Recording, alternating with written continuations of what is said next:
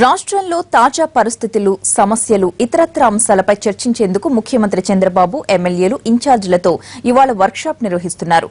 ప్రతి 3 నెలలకొకసారి నిర్వహించనున్నట్లుగా గతంలోనే ప్రకటించిన సీఎం కలెక్టర్ల కాన్ఫరెన్స్ కు ముందు రోజు కీలక అంశాలపై చర్చించబోతున్నారు.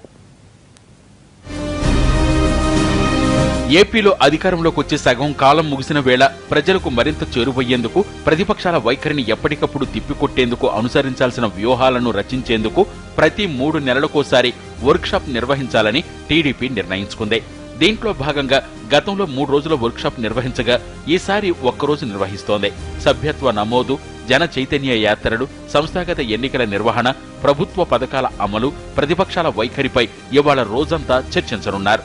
చాలా జిల్లాల్లో అధికారులు తమకు సహకరించడం లేదనే విమర్శలు కొంతకాలంగా ఎక్కువయ్యాయి. కొన్ని జిల్లాల కలెక్టర్లపై ఇప్పటికే నేరుగా సీఎంకే ఫిర్యాదులు చేశారు కొందరు నేతలు. ఈ వర్క్షాప్ లో పలువురు నేతలు ఇదే అంశాలను సీఎం దృష్టికి తీసుకువెళ్లనున్నట్టు సమాచారం.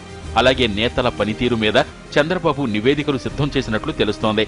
గతంలో మాదిరిగానే ప్రస్తుతం జరిగే వర్క్షాప్ లో కూడా సీల్డ్ కవర్ నివేదికలిచ్చే అవకాశాలున్నాయి.